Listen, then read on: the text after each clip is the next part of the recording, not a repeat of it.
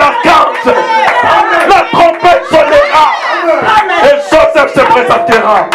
Frère, la puissance de la translation, c'est une réalité. Alléluia. Ce mystère est révélé, mais il reste surnaturel. Parce que Franck est ici derrière la chair, mais il est double. Il y a un autre cassé dans les lieux célestes. Oui, vous ne voyez pas. Vous ne voyez pas. Jésus traverse cet homme.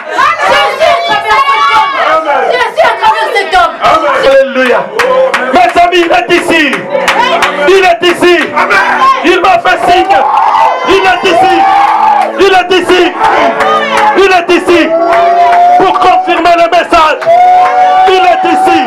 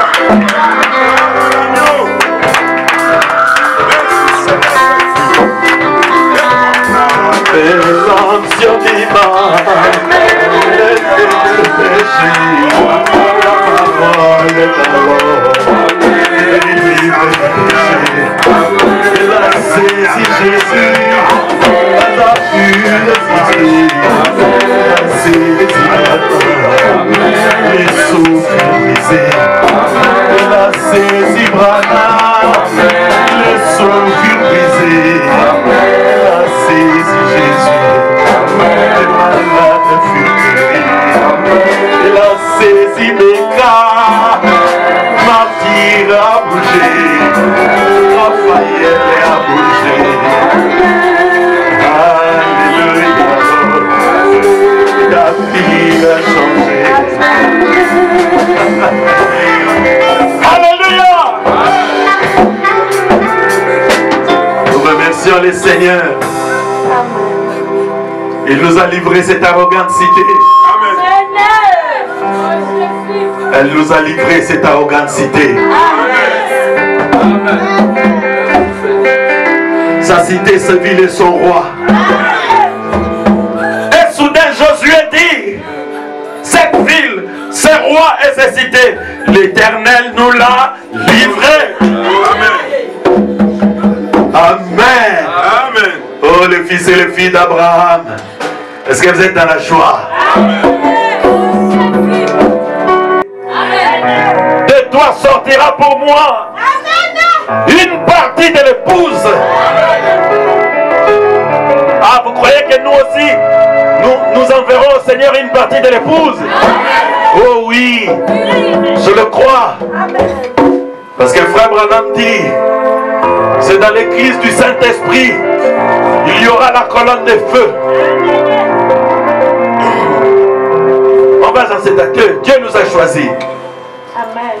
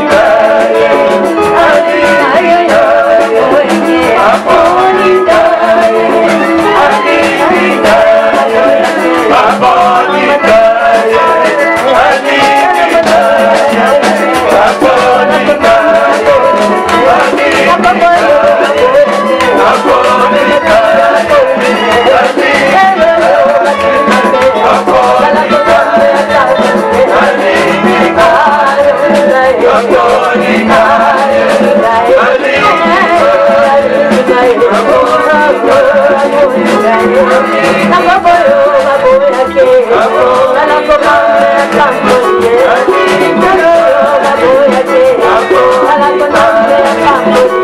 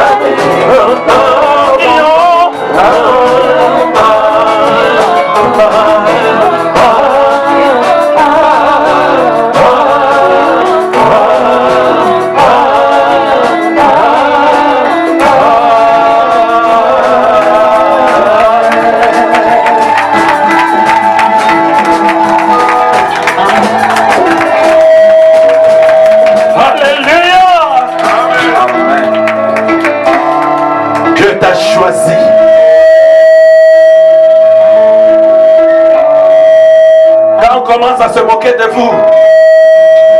Ne pleurez pas, c'est un signe. Un signe comme Dieu le fit avec Samson. Il fallait rassembler tous les Philistins en un seul lieu. Il fallait les rassembler afin de les détruire. Alléluia. Prions le Seigneur. Bienveillant Père Céleste, nous laissons ces instants à toi et te supplions de bénir notre réunion. Alors que tu commences avec nous, continue avec nous Seigneur. Amen. Nous voulons nous réjouir. Nous avons de bonnes raisons de le faire. Parce que toi tu nous as révélé ta parole. Tu nous as donné le Saint-Esprit. Tu nous as bénis Seigneur. C'est pourquoi nous voulons nous réjouir auprès de toi. Au nom de Jésus-Christ, nous avons ainsi prié. Amen. Ok, veuillez vous asseoir un petit instant.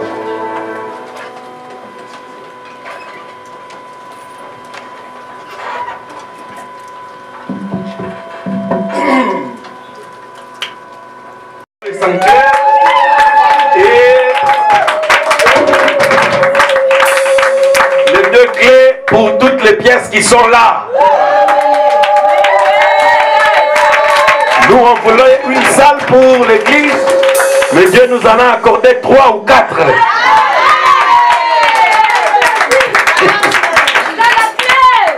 Amen.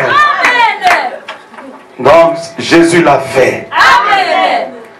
Je crois il y a 3 semaines, quand on entrait en consécration ici, le Seigneur nous a envoyé un message. On me l'a fait parvenir. Dieu dit, vous allez vous consacrer. Vous n'avez qu'une requête. Amen. Vous prierez pour la salle. Amen. Je vous l'avais dit ici. Qui était là? Ok, moi j'étais là aussi. Et 2 semaines après, je crois que c'était il y a lundi passé, je ne sais plus.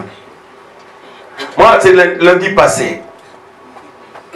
J'avais fait un petit songe, c'était une vision nocturne, quand je voyais que j'étais dans une pièce pour prêcher, mais il y avait très peu d'espace et beaucoup de gens étaient venus. Je suis sorti, j'ai vu beaucoup de gens, surtout des jeunes, pour venir. J'ai dit, oh là là, mais où est-ce que je vais le mettre?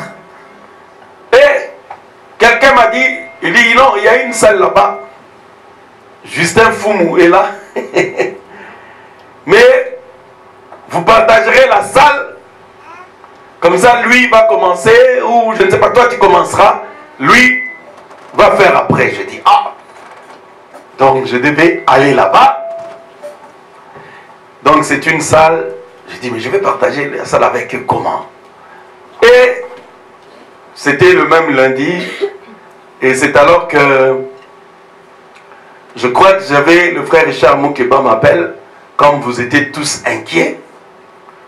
J'ai une adresse ici, la sœur Fidéline a fait un tour là-bas, il a vu une adresse d'une salle, la rue Bonne Nouvelle. Amen. Tout est prédestiné. Donc la rue, c'est la Bonne Nouvelle. Numéro 33. 2 fois 3. Donc 2 fois la perfection. La rue Bonne Nouvelle. Donc c'est pour la bonne nouvelle. Et je crois que c'était notre prière. Dis Seigneur, si tu nous donnes une salle, nous allons faire de ces lieux un sanctuaire. Une salle où les gens entreront guéris. Tu arrives là, tu remplis du Saint-Esprit. Tu n'as pas de travail, tu viens, tu trouves le travail. Tu n'es pas sauvé, tu trouves le salut. Donc un lieu qu'on gardera selon l'ordre de l'église, parce que vous savez ici, on n'avait pas de hall, on n'avait rien. Donc c'était difficile pour nous d'observer correctement l'ordre de l'église. En face ici, il y a des véhicules qui passent, quand il pleut, donc on ne sait pas se cacher, on doit rester dans le sanctuaire. C'est pourquoi on devait tolérer certaines petites choses, mais le Seigneur, par sa grâce, il nous comprenait et il est resté fidèle à sa commission. Donc nous n'allons pas oublier tout ce que Dieu a fait avec nous dans ces lieux. Des dizaines de guérisons, des centaines, des dizaines de délivrances, des miracles. En tout cas, nous remercions le Seigneur. Amen. Et nous sommes allés visiter. Donc hier, nous avons signé. Donc comme je vous ai dit, les télécommandes sont là. Donc là-bas, quand tu es là, donc tu n'as pas peur, oh, un bandit peut venir pousser la porte. Non. C'est difficile, pour ne pas dire impossible. Parce qu'il y a un rideau de fer métallique. Donc tu ne peux pas casser. Si tu veux casser, de toute façon, avant que tu ne commences, la police sera déjà là. Donc, c'est un lieu vraiment sécurisé. Donc nous n'avons pratiquement pas de voisins. Nous sommes entourés des usines. Et sur un petit côté, il y a le jardin, je ne sais pas, d'une dame. Si elle est sage, nous la laisserons là. Sinon alors, nous la délégeons. Bon, de toute façon, c'est dans son jardin. Donc, ce n'est pas grave. Le jardin est grand. Donc, tout le matériel qu'on nous a offert ici, vous savez, les couples Mwinda nous a offert des climatiseurs. C'est là que cela sera utilisé.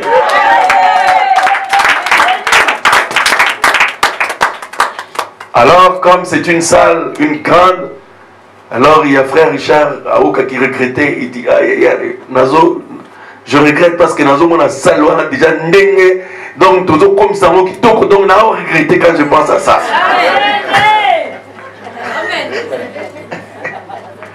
Donc, il y a déjà des dons qui commencent, donc frère Richard va nous offrir 90 plâtres, des sacs de plâtre pour embellir les murs. Donc, nous aurons vraiment besoin de ça parce que nous allons embellir ces lieux. Amen. Vous savez, quand nous sommes rentrés ici, j'avais invité les gens, qui toquent au bout. Parce qu'on avait trouvé ici, certains pentecôtistes étaient là. Nous, on avait embelli, on avait fait ça. Il est venu un jour pour me réclamer l'argent parce qu'on devait lui repayer pour toutes les installations qu'ils ont faites. Donc tout ça c'est notre argent parce qu'on va consommer tout ça avant de partir. Alors il regardait, oh, ça n'a pas commis qui toque, il changeait. Donc, la sœur Clémentine était dans cette salle avant que nous venions. J'avais demandé ici quand je venais visiter, j'ai dit Seigneur, je réclame des âmes ici. Donc Dieu m'en a donné 2. Je suis reconnaissant. Donc c'est la sœur Clémentine et le frère Josué de Bonne. Bien. Donc, cette salle, nous l'avons. Maintenant, comme toujours, j'aimerais que vous soyez plus consciencieux parce que là, c'est quand même un lieu où chacun doit vraiment faire de son mieux pour respecter ses engagements. Nous allons nous abriter pour... Donc rappelez-moi, le Seigneur a donné des messages ici, donc je prierai pour vous quand j'aurai fini de prêcher. Ah, que Dieu bénisse frère Baba. Amen. Et avez-vous aimé la prédication sur la prière? Amen. Ah, la prière, nous en avons besoin. Amen. Ah, vraiment, je remercie le Seigneur pour l'inspiration de Frère Jacques parce que j'avais vraiment ce poids dans mon cœur de parler de la prière et nous allons en parler. Vous savez, la foi vient de ce qu'on entend. Amen. Quand on vous parle de la perfection, vous allez devenir parfait. Quand on vous parle de la sanctification, vous allez vous sanctifier.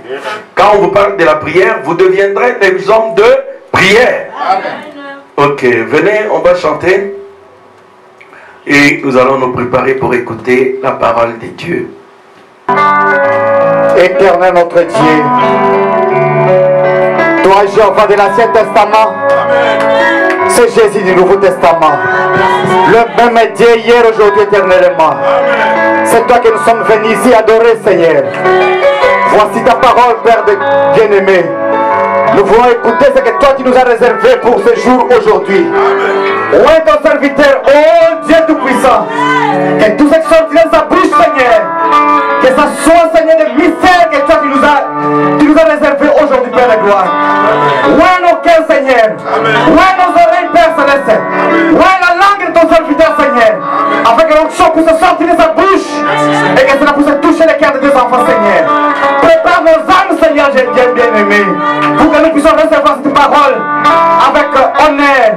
Au nom de Jésus-Christ, nous avons ainsi prié. Amen. Amen. Alléluia.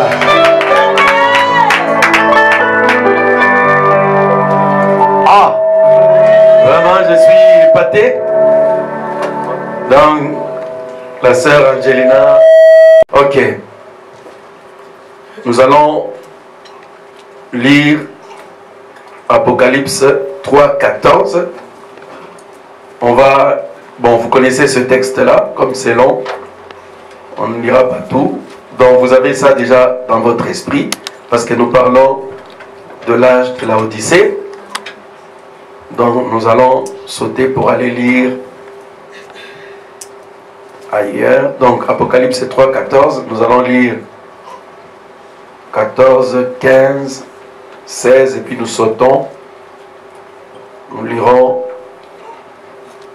de 19 à 21. Comme ça, on va plus vite. Écrit à l'ange de l'église de Laodicée. Église, est-ce que vous êtes attentifs? Donc, ici, la Bible dit qu'on écrive à qui? À l'ange de quelle église? Donc, retenez ça bien. Donc, Dieu demande qu'on écrive à l'ange de l'église de Laodicée. Pas à toi et moi. On devrait écrire à l'ange. Donc, l'ange, il va proclamer son message pour que toi et moi, nous recevions ou nous refusions. Parce que vous avez la possibilité de refuser aussi. Ok, on y va?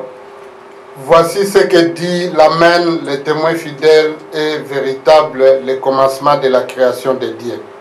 Je connais tes œuvres, je sais que tu n'es ni froid ni bouillant. Puisses-tu être froid ou bouillant? Ainsi, parce que tu es tiède et que tu n'es ni froid ni bouillant, je te vomirai de ma bouche. Ok. Moi, je prends et je châtie tout ce que j'aime. Aie donc du zèle et répands-toi. Voici, je me tiens à la porte et je frappe. Si quelqu'un entend ma voix, ouvre la porte. J'entrerai chez lui, je souperai avec lui et lui avec moi. Amen. Maintenant, Apocalypse chapitre 10, depuis le verset 1 à 7. Je vis un autre ange puissant qui descendait du ciel. Namoni mwanze moko ya nguya kokita uta na lola. Enveloppé d'une nuée au-dessus de sa tête était l'arc-en-ciel. azalaki azipamaki na lipate pe likolo na moto na ezalaki arc-en-ciel. Et son visage était comme le soleil et ses pieds comme les colonnes de feu. Oui. Il tenait dans sa main un petit livre ouvert. Il posa son pied droit sur la mer et son pied gauche sur la terre. Ange oyo auti likolo azalaki kokita na livre moko ya moke efongwami ekitaki ye lokolo na ye ya gauche na mai ya droite na mabele. Et il cria d'une voix forte comme rugit un lion. Oui. Quand il cria, les 7 tonnerres firent entendre leur voix. Tango ange puissant oyo gangi bakake sambo mingongo nango eyokani. Et quand les 7 tonnerres eurent fait entendre leur voix, j'allais écrire et j'entendis du ciel une voix qui disait: Seul ce qu'on dit les 7 tonnerres et ne l'écrit pas. Et l'ange que je voyais debout sur la mer et sur la terre leva sa main droite vers le ciel et jura par celui qui vit au siècle des siècles, qui a créé le ciel et les choses qui y sont, la terre et les choses qui y sont, et la mer et les choses qui y sont, et qu'il n'y aurait plus de temps, mais qu'au jour de la voix du 7e Namokolo ya mongongo ya 7e ange. Quand il sonnerait de la trompette, tango ange oyo akobanda sonner trompette, le mystère de Dieu s'accomplirait comme il a annoncé à ses serviteurs les prophètes. Amen. Ba mystère nyoso ya nzambe oyo abombaki ekokokisama lokola ye alobaki yango epai ya basakoli na ye ba prophète. Amen. Amen. Amen. Ok. 1 Thessaloniciens 4, nous allons tout juste lire 15 et 16. On peut commencer par 14, si on peut prendre les contextes là-bas. Car si nous croyons que Jésus est mort et qu'il est ressuscité, croyons aussi que Dieu ramènera par Jésus et avec lui ceux qui sont morts. Ako zongisa na bomoi na ye oyo bakufaki oyo bazala bakufi nzambe azali pe na makoki ya kozongisa bango na bomoi. Est-ce que vous le croyez? Amen. Voici en fait ce que nous déclarons d'après la parole du Seigneur. Boyoka oyo biso bantoma batoto tindama ba Paul tozali ko déclarer au outa na nkolo.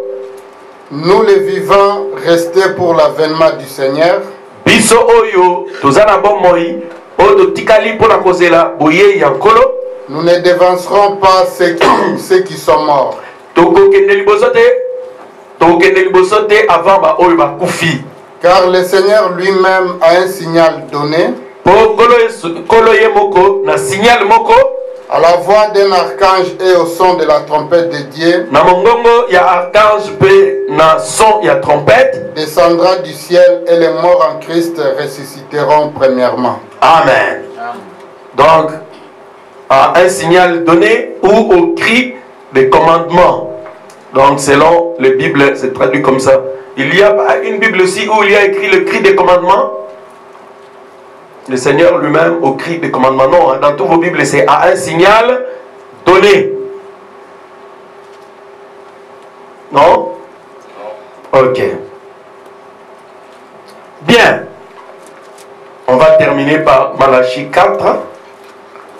Bon, vous allez me permettre qu'on lise beaucoup, comme ça, je parlerai et puis on lira vers la fin et puis on termine.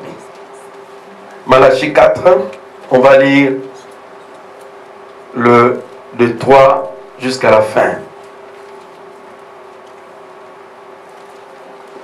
Et vous foulerez les méchants car ils seront comme de la cendre sous la plante de vos pieds. Au jour que je prépare, dit l'Éternel des armées. Souvenez-vous de la loi de Moïse, mon serviteur, auquel j'ai prescrit pour tout Israël des préceptes et des ordonnances. Voici, je vous enverrai Élie le prophète, avant que les jours de l'Éternel arrivent, ces jours grands et redoutables. Il ramènera les cœurs des pères à leurs enfants, et les cœurs des enfants à leurs pères, de peur que je ne vienne frapper les pays d'interdit. Amen. Amen. Que le Seigneur ajoute des bénédictions à la lecture de sa parole. Amen. Veuillez vous asseoir. Bien, je vous l'ai dit, nous sommes en train d'étudier l'âge de l'église de Laodicée. Nous insistons auprès de l'épouse de Jésus-Christ pour que les fils et les filles de Dieu sachent lire la montre et pour qu'ils sachent quelle heure nous sommes en train de vivre. Nous avons montré la fois dernière que le messager de l'âge de l'église de Laodicée, contrairement à tous les autres messagers, et la Bible les appelle les envoyés ou les anges. Donc le mot ange, que ce mot ne vous effraie pas. Le mot ange signifie envoyé. Angelos, du grec. Donc il y a des anges que Dieu envoie du ciel, mais il y a aussi des anges terrestres. Amen. Et c'est pourquoi Frère Branham dit dans la prédication Apocalypse, livre des symboles, au paragraphe 63, il dit: votre pasteur derrière la chair est un ange pour l'église, à condition qu'il reste loyal à l'égard de cette parole. Amen. Donc un pasteur commissionné de Dieu, c'est un ange que Dieu vous envoie. Amen. Amen. Amen. Et quand vous recevez la parole d'un envoyé de Dieu, vous avez reçu Dieu lui-même. Parce que Jésus a dit: la vie éternelle, c'est de croire en moi et en celui que tu as envoyé. Amen. Maintenant, tous les autres anges ou les autres messagers, c'était, si vous voulez, des réformateurs, comme nous l'avions vu ici, parce que dans l'âge de Smyrne ou l'âge d'Éphèse, l'église commençait à devenir rétrograde. Paul avait un message pour ceux de cet âge-là. L'objectif et le but, ou si vous voulez, le message de Paul et la mission de Paul pour cette église, c'était de prendre le petit groupe qui avait résisté aux Nicolaïtes, qui avait rejeté les œuvres des Nicolaïtes, que ce petit groupe reste en esprit et que ce petit groupe continue à croire au Saint-Esprit, aux signes, aux miracles, comme ce fut à la Pentecôte. Vous voyez qu'il n'avait pas un message particulier. Quand on arrive à Smyrne, ici, à cause des souffrances et des persécutions, Irénée avait la même mission, c'est-à-dire de prêcher le même évangile que Paul pour garder l'église en dehors de l'amertume à cause des souffrances et des épreuves.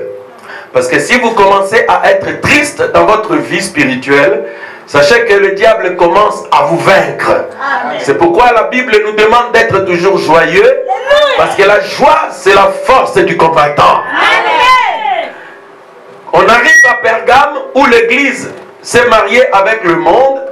Vous allez voir que Martin et tout ça, ils ont simplement le même message que celui de la Pentecôte pour garder l'église en état, ainsi de suite, jusqu'à Luther. Et quand on arrive à l'âge de l'église des Sardes, là où se trouve Luther, nous voyons que Babylone, la prostituée, a tellement pris le pouvoir que même la bonne doctrine est enterrée. Et à partir des Sardes, avec le message de Luther, l'église, si vous voulez, Dieu commence à restaurer l'arbre de l'épouse parole. C'est-à-dire, Dieu commence à redresser tout ce que les Gazam, les Asile et les Gélec avaient mangé ici. Amen. Je vous ai montré qu'en Éphèse, on avait mangé les fruits. Parce que les fruits, Frère Branham dit dans la prédication la restauration de l'arbre de l'épouse, il dit les fruits, ce sont les 9 dons spirituels. Amen. Il dit aussi que les fruits, c'est les 9 dons spirituels. Le fruit, c'est les 9 fruits de l'esprit.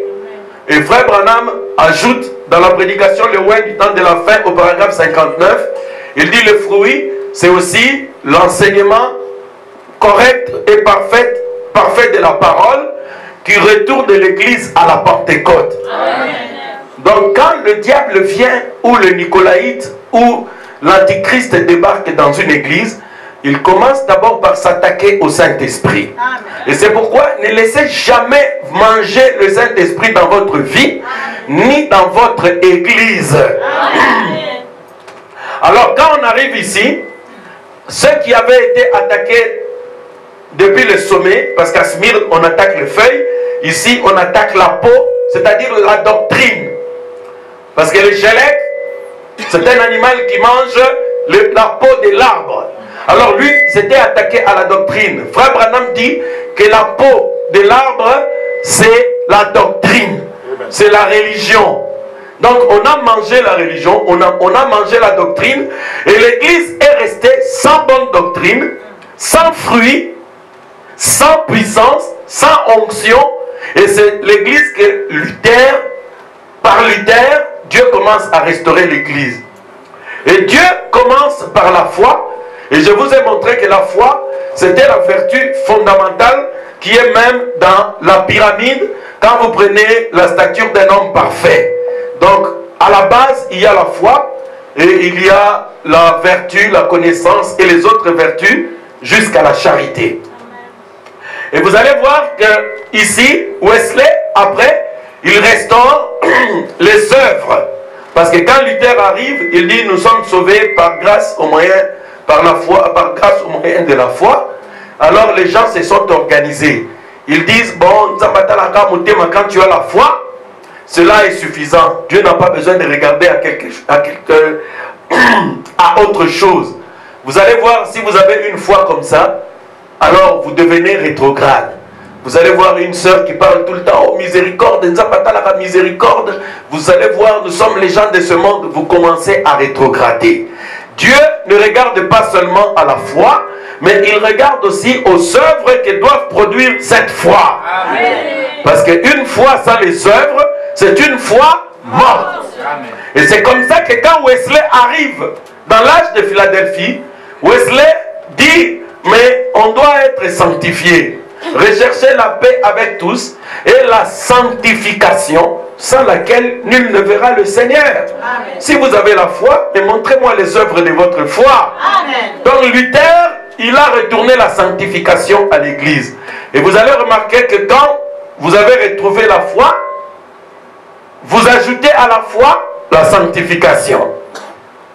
Ce n'est pas que quand vous avez la sanctification, vous rejetez la foi. Donc toutes ces vertus s'imbriquent et s'accumulent. Et vous arrivez ici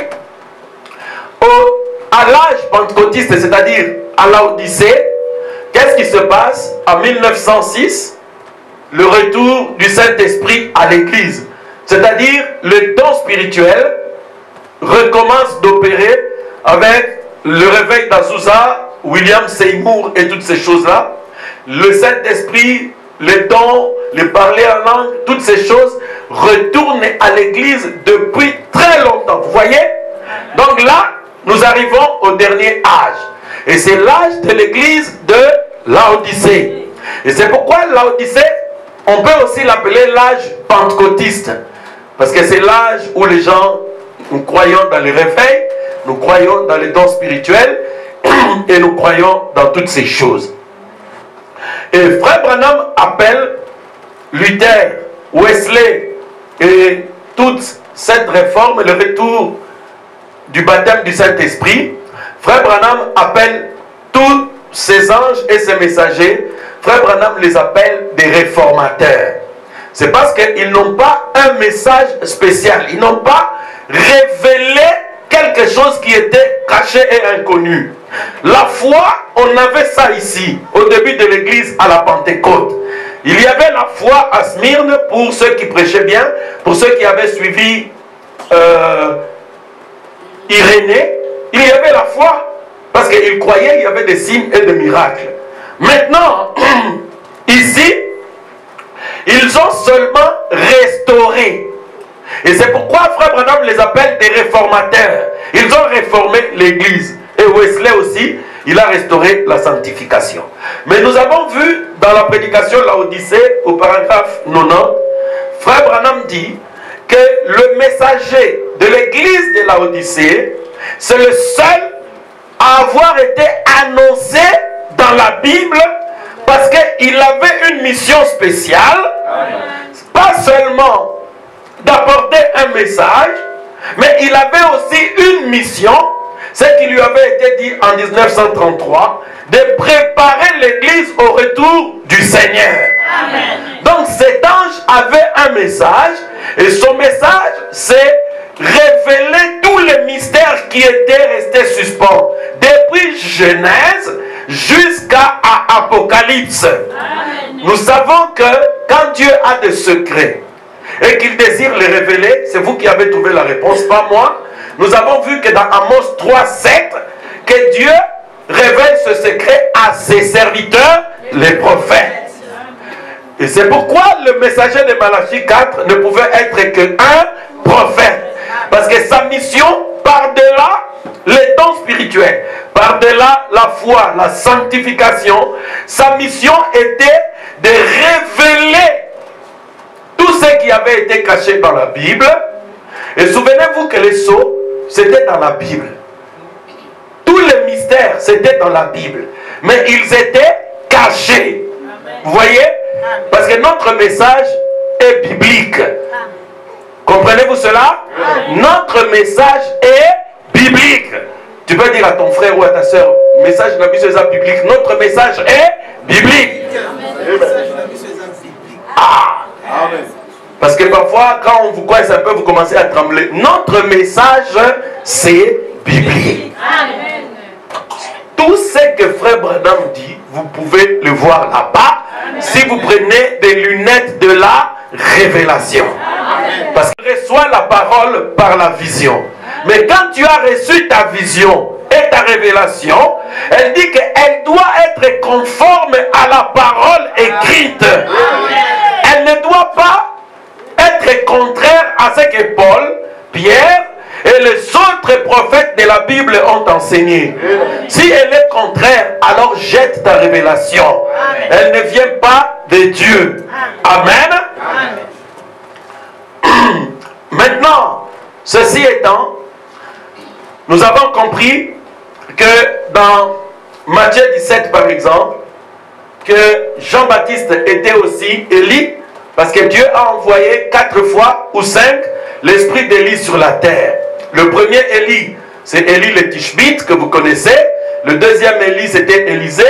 Le troisième, c'est Jean le Baptiste, qui lui avait aussi la mission de ramener le cœur de père aux enfants. C'est-à-dire le père Abraham, leur foi, il devrait être ramené à ceux qui vivaient au temps de Jésus pour recevoir le Messie. Amen. Jésus avait dit aux enfants d'Israël, votre père Abraham a vu mon jour. Amen. Et il s'est réjoui. Amen. Donc Jean-Baptiste devait faire en sorte que la foi de ses enfants d'Israël à l'époque de leur visitation soit comme Abraham et les autres qui pouvaient voir le Messie, qui pouvaient voir la visitation de Christ, d'Élohim, le Dieu qui se manifestait dans la chair. Mais beaucoup l'ont raté, malheureusement, parce qu'ils n'ont pas écouté Jean. Mais les disciples de Jean, ceux qui avaient cru Jean, ils avaient quitté Jean et ils sont allés vers Jésus. Et je vais en profiter ici pour dire quelque chose. On va lire Monsieur Hessler au paragraphe 301. Je vais en profiter juste avant de continuer pour lire quelque chose. Oui, quand vous êtes prêts, faites-moi ça. Vous allez voir que Jean le Baptiste, c'était un prophète. Et c'est un prophète qui avait un message. Et le message de Jean, c'était qui? C'était une personne. Le message de Jean, c'était Jésus. Parce que Jean, comme Malachie 3 l'avait annoncé, voici, je mets devant toi mon messager, et qui préparera le chemin. Donc Jean, c'était le messager, c'était la voix qui crie dans le désert pour préparer un chemin, le chemin pour celui qui devait venir. Et nous savons que celui qui devait venir, c'était le Messie. Vous voyez? Et c'est pourquoi, plus tard, Jésus dira à Frère Branham, de même que j'ai envoyé Jean le Baptiste pour préparer ma première venue, je t'envoie avec un message pour préparer ma seconde venue. Est-ce que vous êtes avec moi? Vous avez trouvé? Monsieur Essler, paragraphe 301. Maintenant, j'allais montrer quelque chose ici. Quand un prophète, comme Jean le Baptiste, a introduit le Messie, parce que c'est ça son message. Le message, c'était Christ. C'était Jésus qui a été introduit sur la scène. Et Frère Branham dit dans Monsieur Essler, non, dans quelle est cette attraction sur la montagne? Il dit, chaque fois que Dieu, vous allez voir, prend un prophète, le prophète délivre son message. En ce moment-là, Dieu retire le prophète de la scène et l'attraction change. L'attraction, c'était d'abord Jean le Baptiste, mais quand il a pointé Christ qui était le Messie, en ce moment-là, si tu restes avec Jean, même si tu es sincère, que tu es devenu un dénominationnel.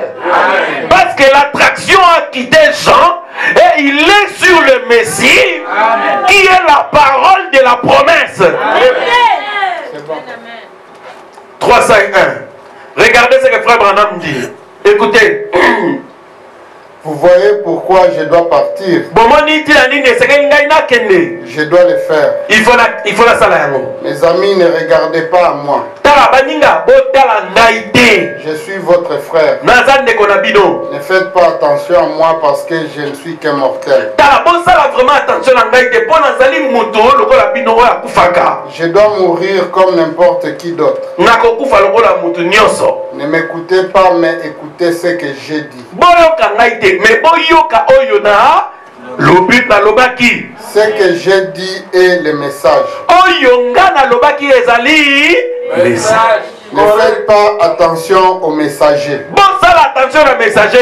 Observez le message. Parce qu'à un moment, le messager sera retiré de la scène.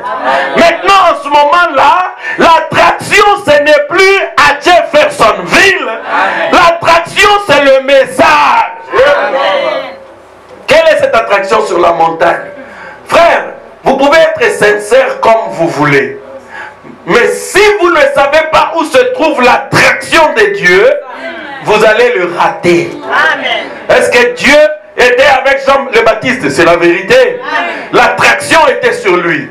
Il prêchait avec puissance. Il baptisait les gens. André et les autres disciples étaient avec lui. Mais les jours où il avait dit, voici l'agneau qui ôte les péchés du monde, je ne suis pas digne de délier le courroie de ses chaussures.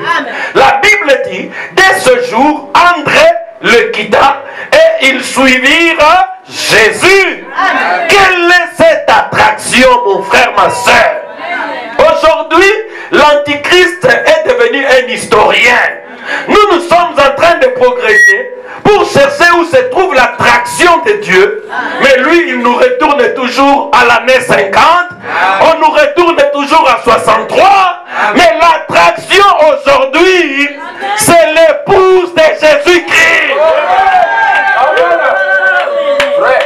Amen. Je ne suis pas en train de contredire personne. Est-ce que nous parlons parfois de Moïse ici? Oui. Nous parlons parfois de, je ne sais pas de qui? De Jean-Baptiste, de David? Oui. Nous parlons d'eux.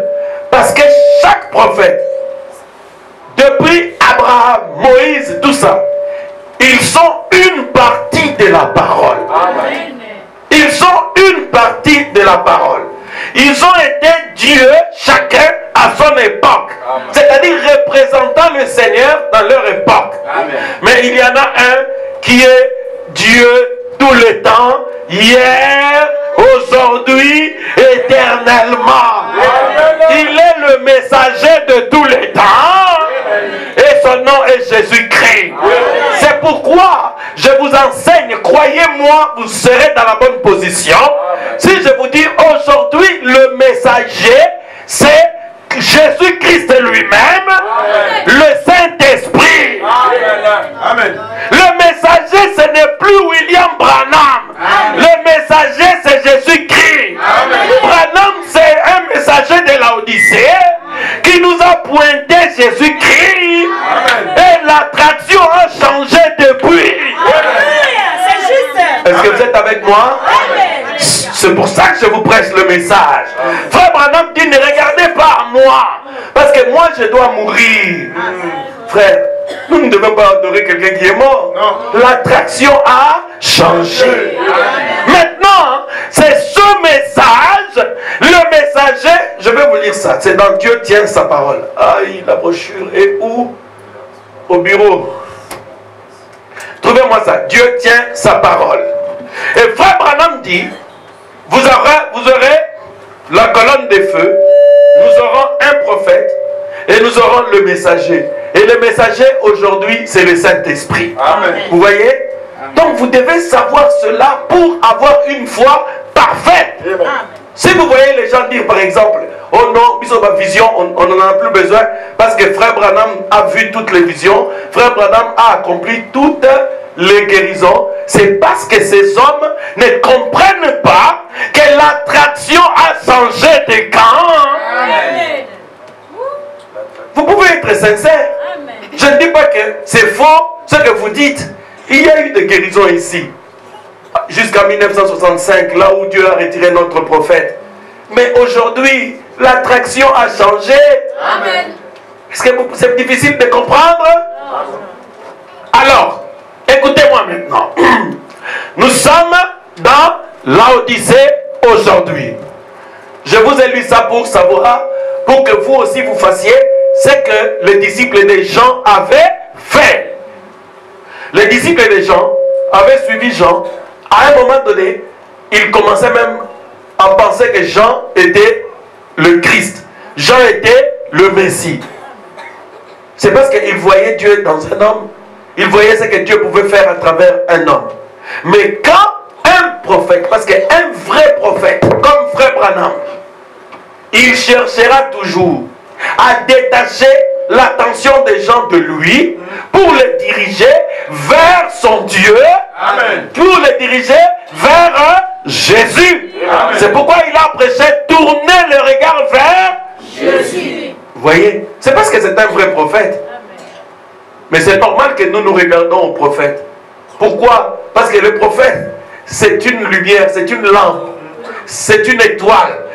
Quand vous la regardez, il va vous refléter une lumière. Et une étoile, comme au temps des mages, quand Jésus était sur la terre, les trois étoiles s'étaient rencontrées et ont dirigé les mages vers Jésus. C'est ça le lieu, le seul lieu d'adoration pour l'épouse aujourd'hui. Bien. Que sommes-nous en train de faire aujourd'hui? J'aimerais que l'épouse comprenne que ce que Dieu fait, c'est de régler le problème du péché. Tout ce que Dieu fait. Donc depuis le début, Dieu était venu pour régler le problème du péché. Dieu était venu pour restaurer l'homme, pour que l'homme retrouve la place que Dieu avait donnée à Adam, pour que l'homme retrouve sa position. C'est ça le travail que Dieu est en train de le faire. Il a commencé depuis Adam et Dieu le fait jusqu'à ce matin. Maintenant, dans Lévitique 14, en tout cas je n'ai pas le temps de le lire. Quelqu'un peut le lire juste en introduisant. Si vous avez trouvé, vous vous levez, vous lisez. Si frère Christian trouve, il lit, il n'y a pas de problème. Mais restez dans M. Hessler, comme ça, on ne doit pas changer.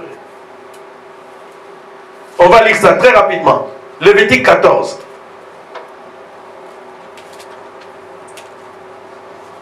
1, 2, 3. Oui, Lévitique 14. Vite, vite, vite, vite, vite. Voici quelle sera la loi sur les lépreux. Botala, mobeko nini oyo kozala likolo ya mutu abeli maladi ya maba ya lèpre. Pour les jours de sa purification. Pona mokolo oyo esengeli bapetola ye. Ok, on va sauter parce que dans 14 vous allez voir ça. Vous allez voir ça aussi dans le livre de Nombre 19. Donc c'est la même loi. Quelle était la loi? Et Frère Branham dit dans la prédication, il y a ici un homme qui peut allumer la lumière.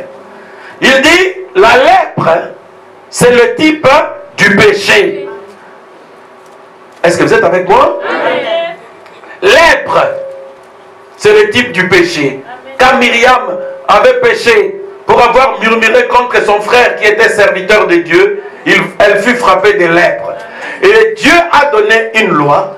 Quand vous êtes frappé de la lèpre, on vous retire du camp. Vous ne pouvez pas être en communion avec les autres. Parce que le péché vous enlève de la communion. Quelqu'un qui aime le péché, il ne pourra plus être en communion avec les frères et les sœurs. Amen. Amen. C'est facile d'observer quelqu'un qui est en train de vivre dans le péché. Il va commencer à incriminer les frères et les sœurs. C'est normal parce qu'il y a une partie de Dieu dans les frères et dans les sœurs. Donc tu dois le fuir parce que toi, tu es conduit par les péchés. Maintenant, Dieu dit dans Lévitique, quand vous êtes frappé de lèpre, on devrait vous amener devant le sacrificateur. Et le sacrificateur va couper la tête à un oiseau, il prendra de son sang et il fera 7 fois l'aspersion de l'autel. Donc, on va goûter Moro, Yamakila, 7, Azui, 2, 3, 4, 5, 6, 7. Et vous allez voir qu'après avoir fait 7 fois l'aspersion sur la personne, la Bible dit, la personne sera déclarée pure, et puis on va la prendre pour la retourner dans le camp, et qu'elle retourne en communion avec les autres. Amen. Comme ici, nous voyons que dans Nombre 19, Dieu donne la même loi. C'est-à-dire, il demande qu'on prenne la vache rousse. Pour le problème du péché des enfants d'Israël, on devrait prendre la vache rousse, on l'amène en dehors du camp, on l'égorge et on prend, le sacrificateur trempe son doigt dans le sang et il va faire 7 fois l'aspersion. Suivez-moi très bien. Et la loi de Dieu, pour régler le problème du péché, c'était par l'aspersion du sang qui devait être fait 7 fois devant l'autel par le souverain sacrificateur. Et c'est pourquoi vous allez voir que la vache ou l'agneau, il devait mourir une fois, mais l'aspersion devait être fait 7 fois. Donc ici, vers l'an 33, l'agneau devait mourir ici, une fois, mais l'aspersion devrait se faire une goutte en Éphèse, une goutte à Smyrne, une goutte dans tous les âges jusqu'à Laodicée. Donc c'est toujours dans le but de régler le problème du péché. Et vous devez savoir que le péché c'est l'incrédulité. L'incrédulité ce n'est pas croire le message de ton temps. L'incrédulité ce n'est pas voir l'attraction pour le salut dans ton époque. Amen. Le péché c'est de ne pas voir où se passe l'action de Dieu pour le salut. Donc un homme qui est en dehors du programme de Dieu pour le salut, il est dans le péché. Et le programme de Dieu pour le salut aujourd'hui, c'est le message du temps de la fin. Amen. Tu vois? Donc l'aspersion devait être faite chaque fois par un souverain sacrificateur. Et Frère Branham dit, les messagers, il le dit dans la religion de Jézabel, il dit, et Jézabel, il voulait s'en prendre à Élie pour le tuer. Mais qu'elle le veuille ou pas, Élie était quand même son pasteur. Amen. Parce qu'il était l'envoyé de son âge. Amen. Sœur Jézabel, que tu ne le veuilles ou pas, Élie était ton pasteur. Amen. Et c'est pourquoi dans chaque âge, Paul était le pasteur de l'âge. À la différence de nous autres petits pasteurs, le frère Branham, c'est lui le pasteur de l'âge. Il est le souverain sacrificateur qui devait faire l'aspersion des sangs pour l'âge de Laodicée. Ce n'est pas le sang de frère Branham. Ce n'était pas le sang du sacrificateur. C'était le sang de l'agneau ou de la vache où le sacrificateur trempait le doigt et il faisait l'aspersion. Vous comprenez cela? Donc frère Branham, comme tous les autres, avait trempé son doigt dans la partie du message qui nous concerne nous et il a fait l'aspersion pour toi et moi. Et c'est pourquoi dans la prédication le signe, frère Branham dit, toi et moi, nous devons porter le sang de Jésus-Christ sur nous. Et ce sang doit être visible. Est-ce que vous êtes avec moi? Amen. Le sang doit être vu sur vous.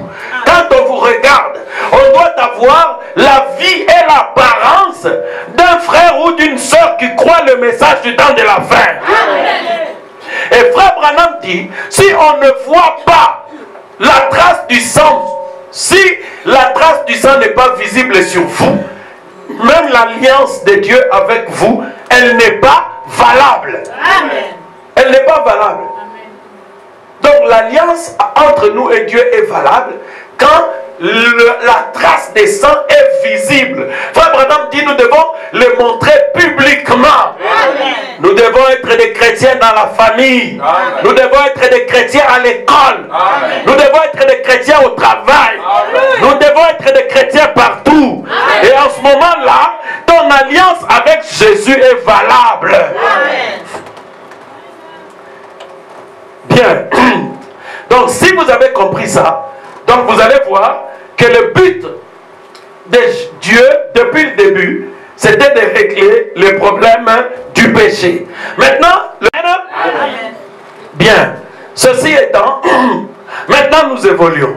Parce que nous sommes en train de voir l'âge de l'église de Laodicée. Maintenant, regardez. Selon la loi, quand vous aviez la lèpre, vous ne devriez pas être traité dans le camp. On devrait vous prendre. Vous connaissez cette loi, non? Le sacrificateur devait vous prendre et il vous amène d'abord en dehors du camp. C'est dans Lévitique 14, vous pouvez lire ça. Il vous amène d'abord en dehors du camp. Et là, il va vous traiter. Et c'est pourquoi frère Branham a prêché une prédication au-delà du camp. C'est là où on rencontre Dieu. C'est là où Jésus-Christ, souvenez-vous, ayant été chassé par la femme d'Antiochos, Laodice, l'ayant chassé par sa mondanité, par son organisation, par le fait d'avoir refusé les signes et des miracles, par le fait d'avoir rejeté la visitation de son temps, le messager de son temps, Laodicée a chassé Jésus-Christ en dehors du camp. Et c'est pourquoi au temps de la fin, le traitement ne se fait pas au sein des organisations. Parce que je vous ai dit que Laodicée est déjà condamnée. Le mot même Laodicée signifie lance, dit que signifie justice, signifie aussi condamnation. Donc l'âge de Laodicée, c'est déjà un âge qui est condamné. Mais toi et moi, c'est ce que je vous ai expliqué, nous ne sommes pas des Laodicéens. Bien que nous vivons à l'époque de cet âge, mais nous sommes en dehors de Laodicée. Nous sommes sortis du camp pour aller recevoir le traitement en face d'Éléazar, qui est frère Branham aujourd'hui. Et le traitement que Dieu donne, c'est le message de l'heure que vous devez appliquer. Vous allez voir, si vous prenez Lévitique, pour être guéri, on appliquait le sang ici, à l'obre de l'oreille, au doigt et à l'orteil. À l'obre de l'oreille ici, pour que tu écoutes. Quand on te présente le message, tu dois écouter. Écouter ne signifie pas entendre. Écouter signifie entendre et obéir. Amen. Amen. Sur le pouce. Pourquoi? Parce que la main, ce sont les œuvres. Quand tu as reçu le message, Les œuvres doivent suivre de quelqu'un qui a reçu le message. Sur l'orteil du doigt, du pied, pourquoi? C'est parce que ta marche doit changer. Amen. Et c'est pourquoi on prenait le sang, on mettait ici, on mettait là-bas et on mettait au pied. Et cela se faisait en dehors du camp. Est-ce que vous comprenez cela? Amen. C'est pourquoi notre message, c'est un exode. Vous ne devez pas à la fois être dans la dénomination et être dans le message. C'est impossible. Amen. Sortez du milieu de mon peuple. Amen. Parce que vous ne pouvez pas rencontrer Dieu dans la dénomination. Amen. On le rencontre en dehors du camp. Amen. Amen. Amen. Je crois que ce n'est pas compliqué. Maintenant, regardez. Nous avançons maintenant. Le message, il est prêché ici à Laodicée, mais Laodicée rejette le message. Qu'est-ce qui se passe? L'époux est en dehors du camp. Et je vous ai dit que Christ, Jésus, c'est le type du roi David. C'est un roi rejeté. Christ est rejeté des églises. Mais à la grande différence, c'est qu'aujourd'hui, les gens ont rejeté Jésus-Christ, mais ils ne le savent pas. Et c'est pourquoi Frère Branham a prêché un message et tu ne le sais pas. Vous voyez? Laodicée est nue, pauvre, aveugle. Mais qu'est-ce qu'il dit? Je suis riche. Je me suis enrichi. Je n'ai besoin de rien. Mais Laodicée a besoin de l'enseignement du messager de cet âge. Laodicée a besoin de vêtements pour cacher sa nudité.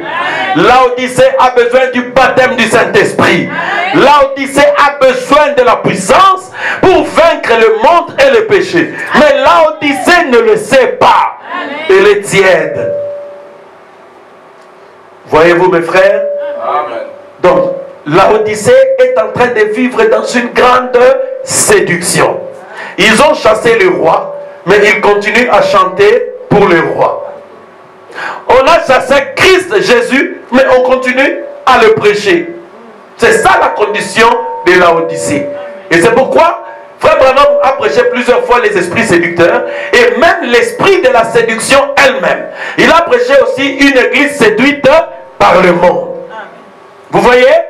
Donc à chaque fois que vous désobéissez à la parole volontairement, sachez que vous obéissez à Christ malem. Parce que Jésus ne croit pas que vous allez dire bon, à partir d'aujourd'hui, Jésus, nous ne voulons plus de toi. Bon, en dehors, il y a bateau, il y a Banzamba, Batumino, eux quand même ils l'ont fait. C'est pourquoi, bon, je ne parle pas d'eux. Mais Laodicée, qu'est-ce que Laodicée a fait? Tu prends d'abord Jésus, tu l'enlèves ici. Jésus-Christ te dit une femme ne doit pas enseigner. Mais toi tu dis non, il peut enseigner. Jésus comprendra parce que Jésus Jésus quitte ici. Il va sur le banc des ministres. Tu commences à l'insulter.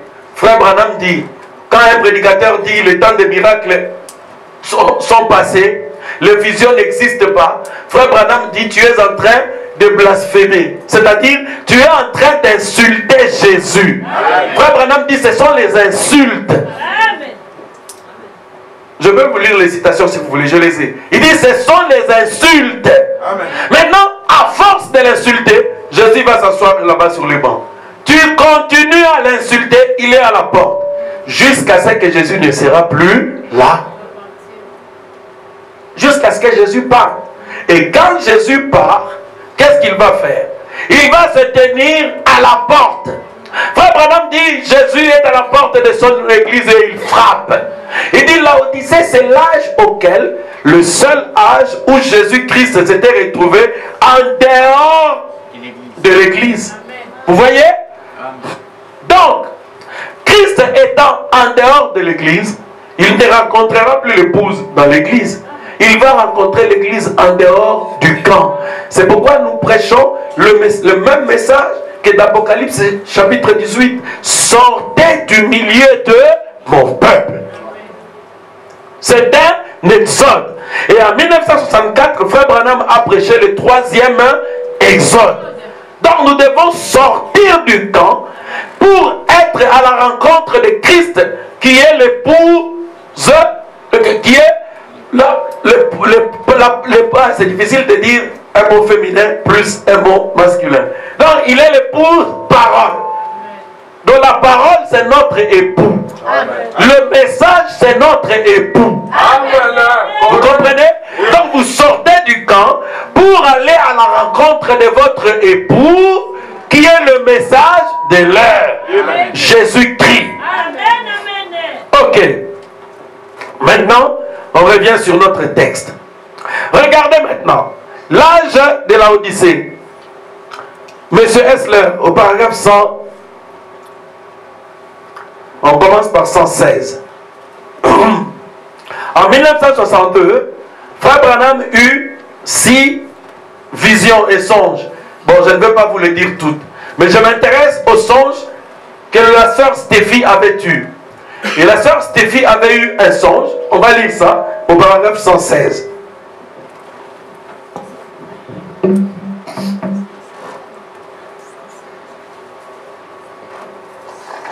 Elle dit, j'ai eu un étrange songe, frère Branham. Je lui dis oui.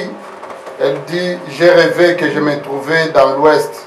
Ok, sœur Stéphie, à mon tomoko, frère Branham, se retrouvé dans l'ouest. J'ai rêvé que je me trouvais dans l'ouest et c'était une région accidentée. Et quand j'ai regardé, j'ai vu debout sur une colline un homme très âgé avec une longue robe, une longue barbe blanche et les cheveux qu'il avait recouvré son visage. Donc, sœur Stéphie a se retrouvé dans l'ouest. Donc, dans l'ouest.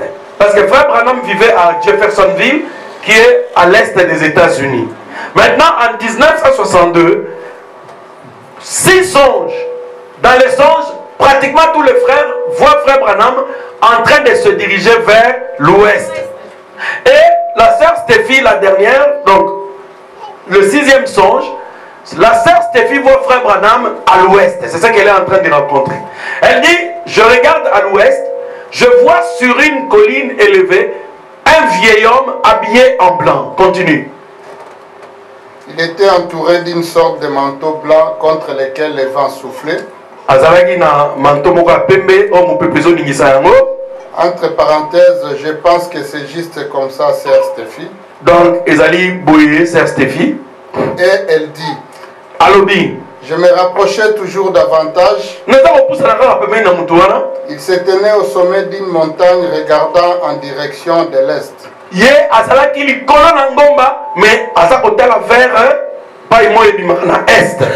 elle dit, je me demandais qui est ce vieil homme. Et elle se rapprocha toujours davantage. Et quand elle se trouva plus près, elle reconnut qui c'était. C'était l'immortel Élie, le prophète qui se tenait là observant l'Est. Prophète Élie,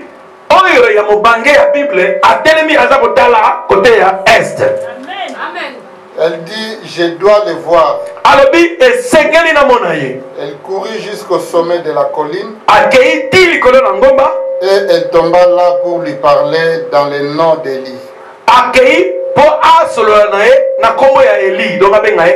Et quand Élie parlait, elle entendit une voix lui disant,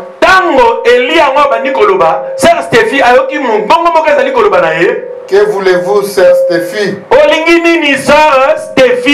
Et c'était moi. Alors voilà, qui voit frère Branham. Amen. Vous voyez? Donc Dieu voit frère Branham à l'ouest. Comme je vous ai dit, frère Branham en 1963, pour ouvrir les sceaux, parce que les anges étaient venus en 3 constellations. Donc il y avait d'abord le petit oiseau et le deuxième oiseau plus grand qui avait la forme d'une pyramide. Et la 3e visitation, c'était les anges qui venaient de l'éternité et qui eux aussi avaient la forme d'une pyramide. Frère Branham dit, c'était pour sa 3e commission. Et la 3e commission de frère Branham, c'était pour ouvrir la parole. Amen. Justement après cela, il est allé prêcher les sceaux. et toutes les autres prédications que vous connaissez après 65. Vous voyez? Mais cette chose-là ne devait pas s'opérer à l'est. Pourquoi l'ouest?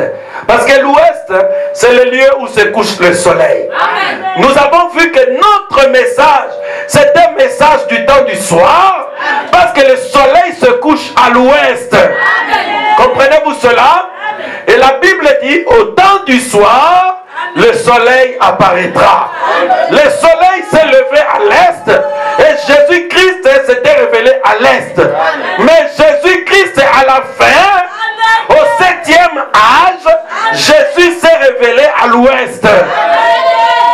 Maintenant, souvenez-vous que Frère Branham allait se lever avec l'esprit et l'onction d'Élie. Et c'est pourquoi Dieu a montré à la sœur Stéphie que c'était Élie, mais quand il arrive, il entend la voix de Frère Branham. Donc, Dieu était en train de dire à l'église que Frère Branham était le dernier Élie. La femme de Frère Branham, sa première femme est décédée. Sa femme, la deuxième qu'elle a eue, bon, Frère Branham était resté 10 ans, il ne voulait pas se marier. Jusqu'à ce que un jour, Dieu lui dit, bon, écoute, tu dois te marier. Ah! Maintenant, Méda commençait à sentir quand même qu'il devait se marier avec Frère Branham. Bon, maintenant, il avait peur de lui dire. Il dit, Seigneur, si c'est vraiment lui mon mari, donne-moi un signe. Je veux que tu me parles dans la Bible. Méda parle, Dieu lui dit, lis dans Malachie 4. Quel passage? Je lui montre le verset. Il dit, mais c'est quoi? Élie, voici je t'envoie Élie, le prophète.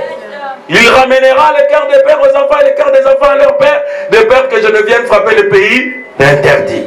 Elle prend Élie, Bill. Moi j'ai prié. Je me demandais si je devais t'épouser ou pas, si tu étais vraiment que l'homme que Dieu m'envoie. Mais en guise de réponse, voilà la réponse que Dieu me donne. Dieu me dit, je vais t'envoyer Élie, le prophète. Frère Branham ne lui a rien dit. Alors Frère Branham a compris qu'elle devait l'épouser. Pourquoi? Parce que Dieu lui a parlé à Méda que Frère Branham aussi était Élie. Troisième témoignage, c'était une femme. Là, c'était, je crois, en Afrique du Sud. J'avais lu ça dans un homme, un prophète envoyé de Dieu. Frère Branham était quelque part, une femme a prié. Il dit, Seigneur, je veux que tu m'envoies Élie pour qu'il vienne prier pour la guérison, je ne sais pas, de mon fils ou quelque chose comme ça. De mon fils. Et il a vu Frère Branham. Donc cette femme avait vu dans le songe que Dieu lui a envoyé un prédicateur, Élie. Maintenant, il attend depuis 5 heures du matin. Et la personne qui arrive, c'était Frère Branham. Donc la sœur Stéphie avait vu ce ministère d'Élie dans le dernier jour. Et la sœur Stéphie, inutile de vous le dire, Frère Branham dit par la suite, le problème qu'elle avait, elle a trouvé la solution à ces problèmes-là. Donc dans les songes, elle avait dit au frère Branham, à Élie, son problème. Et quand Élie lui a dit, bon, problème Nayo, tu as la solution. Et quand il s'est réveillé, elle est allée, elle a trouvé la solution. C'est pourquoi vous ici, beaucoup de fois, les gens viennent me dire, Pasteur Nayo, j'ai eu un songe, dans le songe, j'ai vu une sœur qui prophétisait, qui a dit telle chose. Frère, quand tu vois ça, retiens ça très bien. Amen. Parce que Dieu, il est capable d'utiliser la théophanie de ta sœur pour venir te parler. Et c'est un ange qui te donne un message.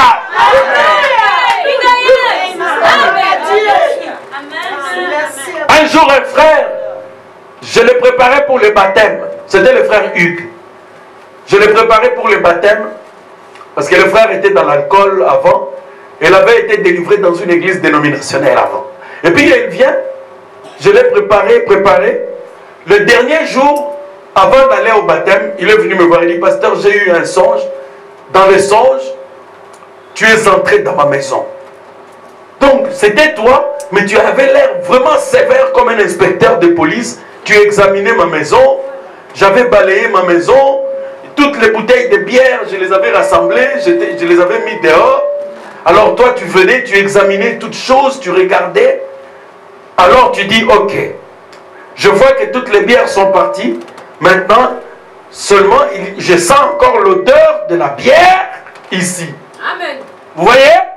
Et quand elle est sortie de ce songe-là, après je lui ai dit, tu as été délivré de la bière, mais il fallait que quelqu'un te touche pour être totalement délivré. Il faut que le feu maintenant descende pour brûler toutes les racines de l'alcool, pour une délivrance totale et définitive. Et cet inspecteur-là, ce n'était pas moi. Amen. Mais c'était Dieu. Amen. Parce qu'au moment où il voyait ces songes-là, moi j'étais chez moi. Amen. À cette heure-là, j'étais même en prière. J'étais en train de prier. Amen. Il dit, quand je suis sorti de chez lui, il y avait une femme, alors j'ai frappé quelqu'un qui était venu le menacer. Vous voyez? Donc la sœur Stéphie avait vu Élie de Malachie 4.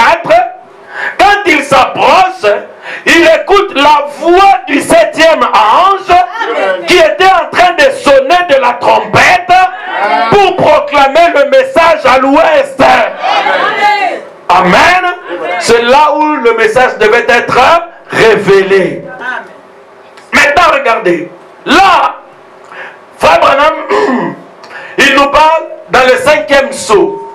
Vous allez voir que dans le 5e sceau, il y a l'agneau, une question qui est posée. Qui est digne de prendre le livre, de rompre les sceaux? Personne ne fut trouvé digne au ciel comme sur la terre. Mais l'un des 24 vieillards dit, le lion de la tribu de Juda a vaincu. Quand il avançait devant le trône, qui a repris le livre de la main droite de celui qui était sur le trône. Là, nous sommes dans Apocalypse 5. Et vous allez voir dans Apocalypse 6, quand le livre fut repris, les sceaux commencèrent à être ouverts et révélés. Et dans Apocalypse 10, vous allez voir qu'un ange puissant, là c'était l'agneau. Mais dans Apocalypse 10, on parle d'un ange puissant qui était enveloppé de la nuée et de l'arc-en-ciel.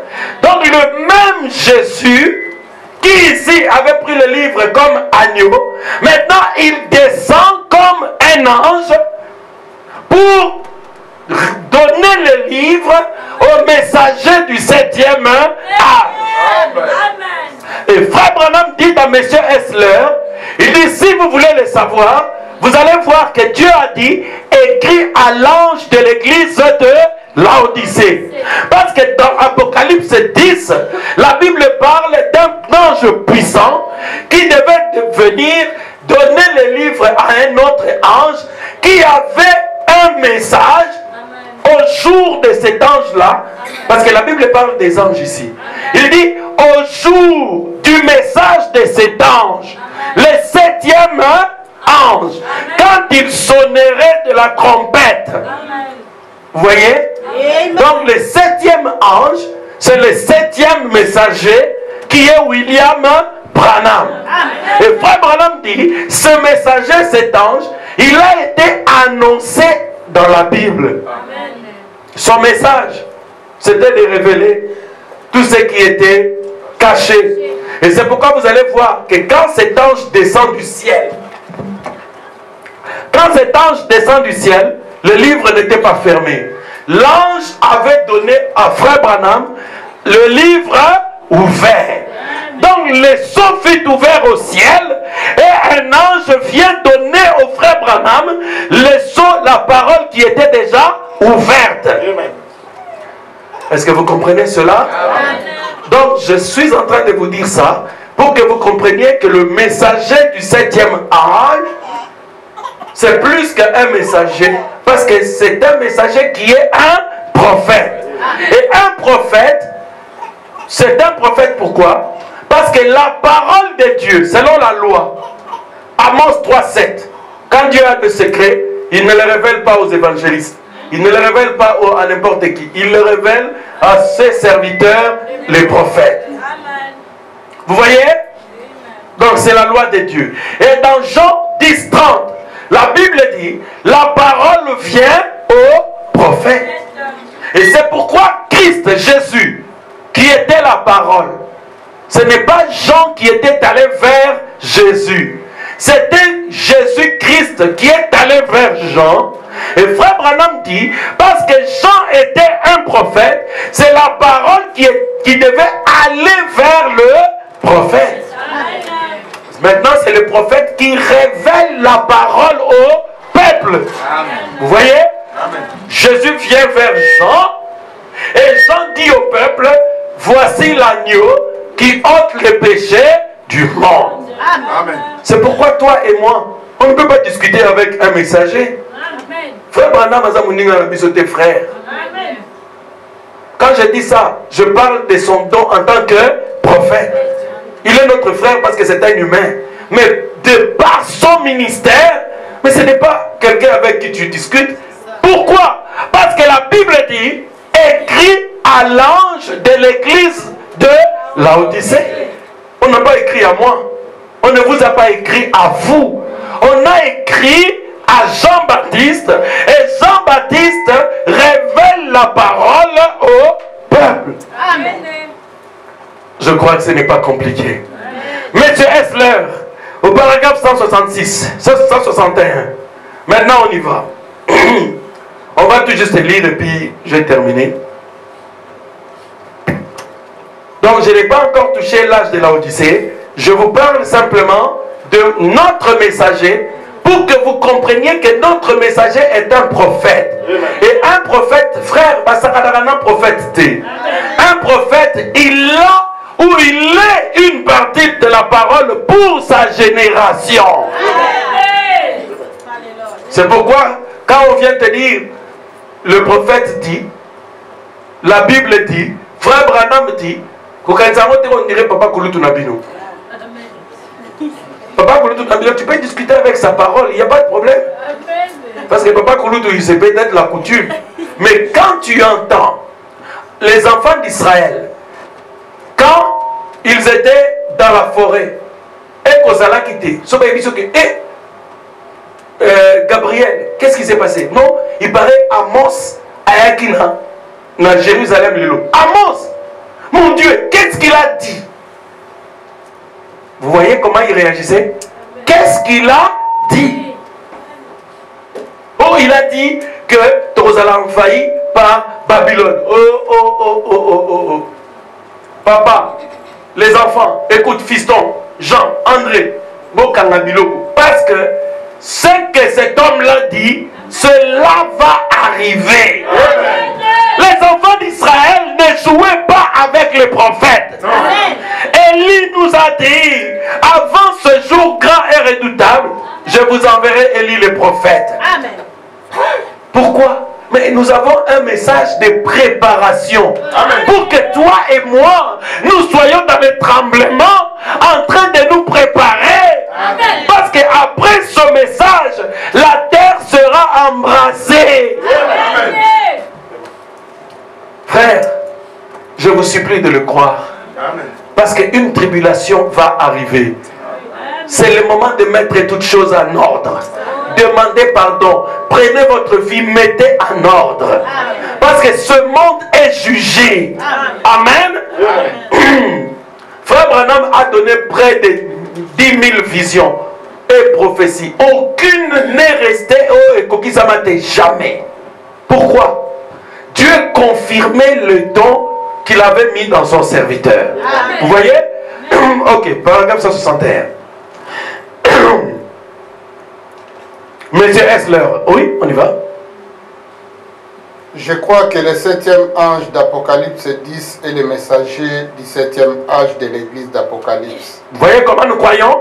Amen. Donc, tu dis que le 7e âge, il y a Apocalypse 10, ça dit 7e messager, il y a l'Odyssée. Vous comprenez? Amen. Donc, le messager d'Apocalypse 10, 7, il est l'ange ou le messager de l'église de Laodicée. Ok. C'est ce que nous croyons ici. Si toi tu as un autre messager ou un prophète des nations, donne-moi son message. D'ailleurs, ils n'en ont pas. Il y a une dame ici à Liège, elle s'est proclamée mère des nations. Alors il y a le papa Clément. Vous connaissez papa Clément? Papa Clément, le papa qui venait parfois nous visiter ici. Oui. Ah, elle est allée voir cette femme, parce que cette femme aussi, elle a un prénom, elle s'appelle Clémentine, je crois. Alors papa Clément s'appelle aussi Clément. Elle est allée voir cette femme. Elle dit, ah, Ndoi. Mais il y a comme une femme de nation.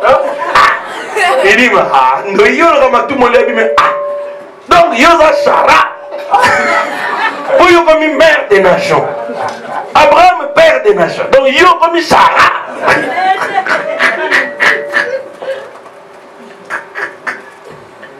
Ok. 162. Oui. Maintenant, vous pouvez voir ce que c'était un ange. Et c'est l'ange du 7e âge de l'église, parce qu'il est dit ici. Azali ange, il y a 7e âge de l'église. Que le 7e ange du 7e âge de l'église.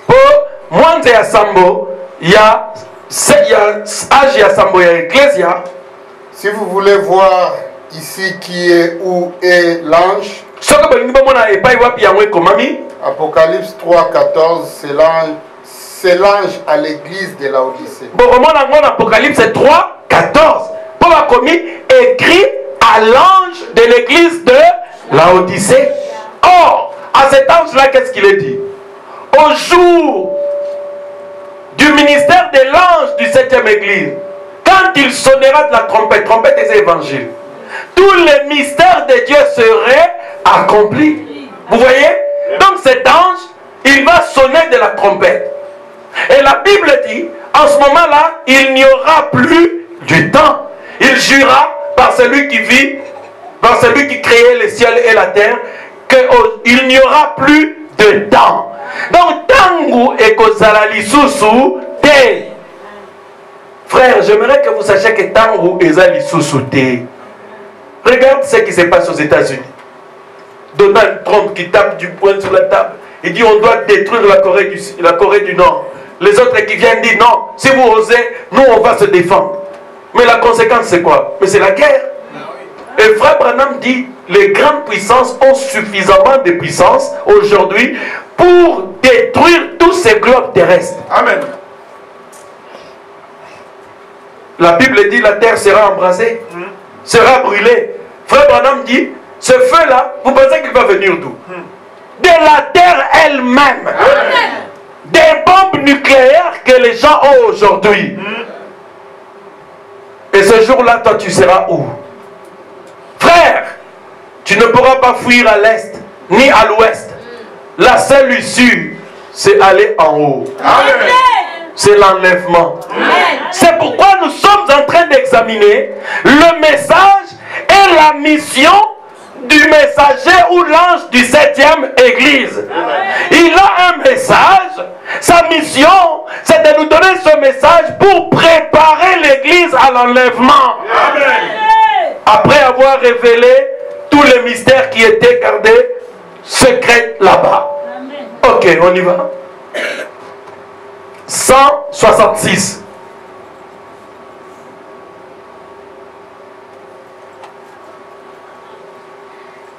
Ce messager ici, le 7e ange, messager au 7e ange, proclame son message à l'église de Laodicée. Amaniko proclame message dans une église à Laodicée. Remarquez son genre de message. Or, cela ne s'adressait pas au premier ange, deuxième, troisième, quatrième, cinquième, sixième. Mais c'est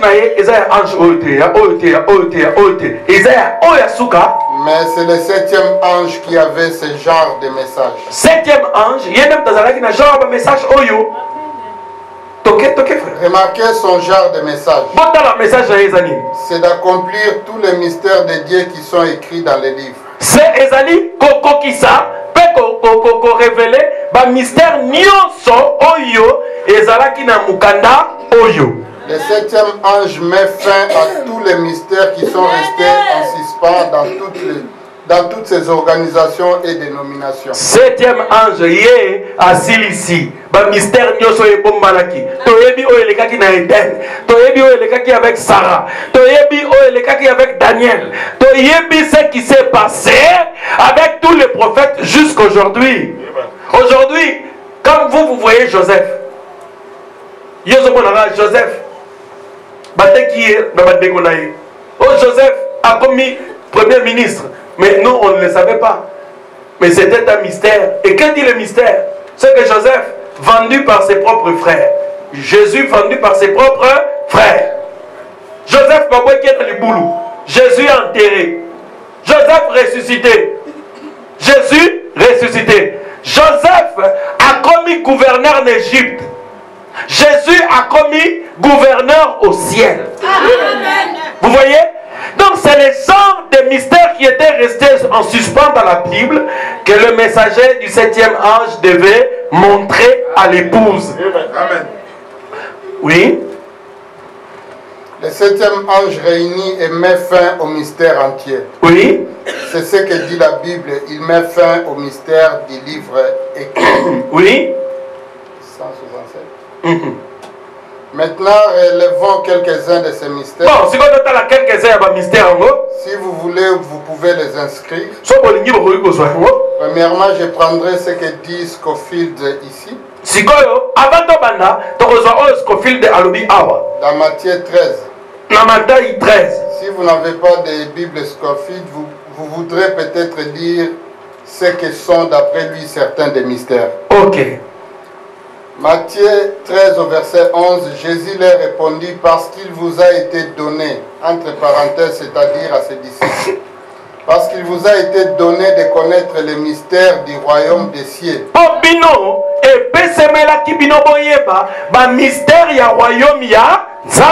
Et que cela ne leur a pas été donné. Amen. 68. Mystère Ezanine. Voici ce qu'est un mystère. Mystère Ezanine. Mystère sur Ezanine. Un mystère dans l'écriture est une vérité qui a été préalablement cachée. Mystère Ezanine, vérité oye bombamaki. Et qui est maintenant révélée divinement. Oyo nzambe alakisi na ndenga bonzambe.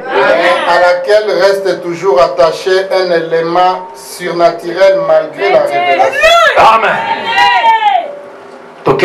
Les plus grands mystères et les grands mystères sont: numéro 1, le mystère du royaume des cieux. Mystère royaume des cieux. C'est celui dont nous sommes en train de parler maintenant. Et le royaume des cieux, un message royaume des cieux.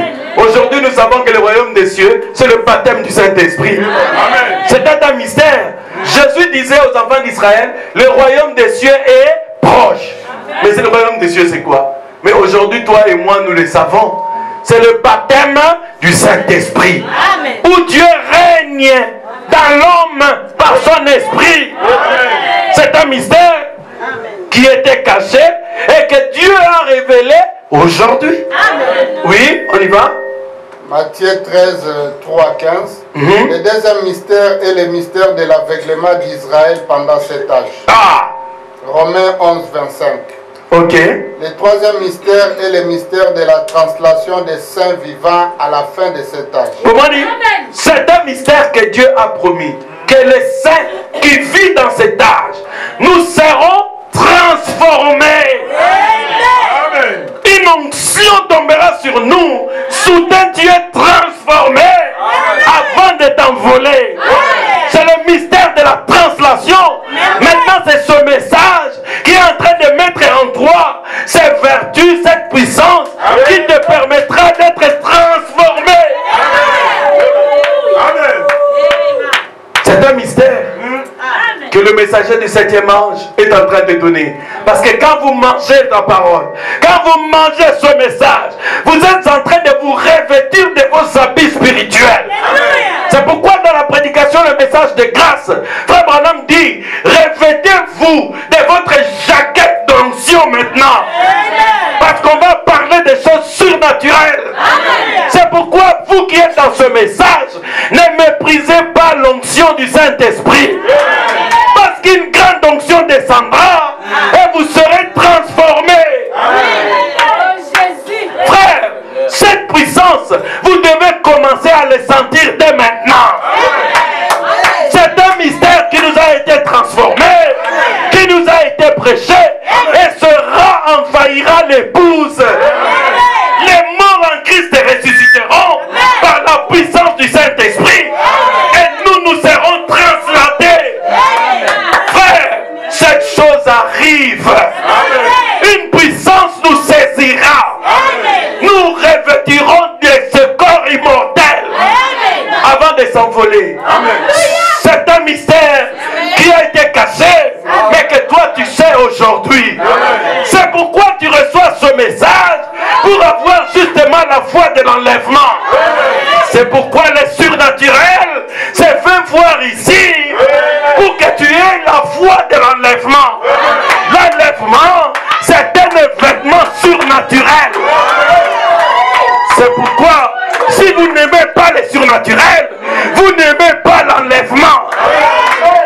Vous dites la carte, elle sera sonnée par l'épouse.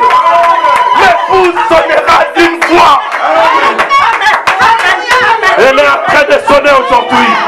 La voix de l'archange, la trompette sonnera. Et Joseph se présentera. Frère, la puissance de la translation, c'est une réalité. Elle s'apprête pour l'église aujourd'hui. C'est une puissance dont tu seras revêtu.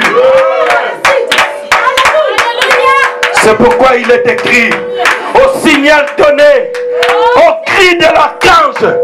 Frère Branham dit, le signal donné, c'est le cri de commandement. Et le cri de commandement, c'est le message de l'air. Voilà qui te prépare dans l'enlèvement. Parce que nous connaissons le ministère du baptême du Saint-Esprit. Le mystère du baptême du Saint-Esprit. L'homme devient double. Il vit à la fois sur la terre et il est caché en Christ dans le lieu céleste. Le sorcier arrive. Le sorcier arrive. Il voit ton corps, mais il cherche ton esprit. Il ne le trouve pas. Ton esprit est caché en Christ. C'est un mystère que Frère Branham parle dans Monsieur Esler. Le royaume des cieux, c'est un mystère pour l'épouse. Alléluia. Ce mystère est révélé, mais il reste surnaturel. Parce que Franck est ici derrière la chair, mais il est double. Il y a un autre caché dans les lieux célestes.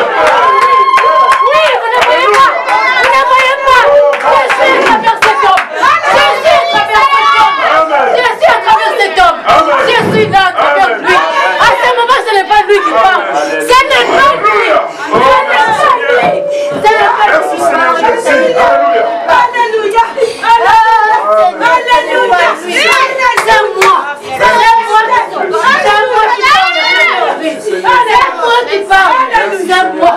C'est moi. C'est moi. C'est moi. Ce n'est pas moi. Cri de commandement. Oh, cri de commandement. L'épouse est sortie du camp parce qu'il a entendu le cri du commandement. Le message de notre temps. Nous savons qui est Joseph. Nous savons que Sarah était transformée. Sarah était redevenue comme une jeune de 18 ans. C'est la puissance de la transformation. Parce qu'il attendait le fils promis. Ceux qui attendent le fils de la promesse, ils seront transplantés par la puissance du Saint-Esprit. C'est le surnaturel qui va servir dans l'église. La voix de l'archange se passera au même moment. La voix de l'archange, c'est que la voix que vous pouvez entendre par la bouche de Frère Branham, cette voix a changé de côté. Cette voix est dans l'épouse. Cette voix est dans les Éphésiens 4. Cette voix, elle est dans les 1 Corinthiens 12. Cette voix, anges. La voix de Dieu qui se fait entendre dans les chambres. La voix de Dieu qui proclame le mystère, qui discerne les pensées des cœurs. La voix de Dieu qui révèle les choses cachées. Alléluia. Le message du royaume de Dieu. Le puissant surnaturel. Madame, quelle heure est-il? Oui, frère, vous pouvez passer. Monsieur, quelle heure est-il? À l'ouest, le soleil se couche et se tient à la fin de la course. Alléluia. À l'ouest, le soleil se couche. Alléluia. Mes amis, il est ici. Il est ici. Il m'a fait signe. Il est ici. Il est ici. Il est ici. Pour confirmer le message. Il est ici. Il est passé à ma droite. Aussi frais que je vous vois, il vient de passer à ma droite maintenant. Allez, chantez. À l'ouest, le soleil se couche. Oui, frère. Alléluia. Alléluia. La voix de l'archange, elle est en train de donner dans l'épouse. Quelle est cette attraction? Ne regardez plus à Jeffersonville. L'attraction, c'est ici. C'est maintenant. L'attraction, c'est ici.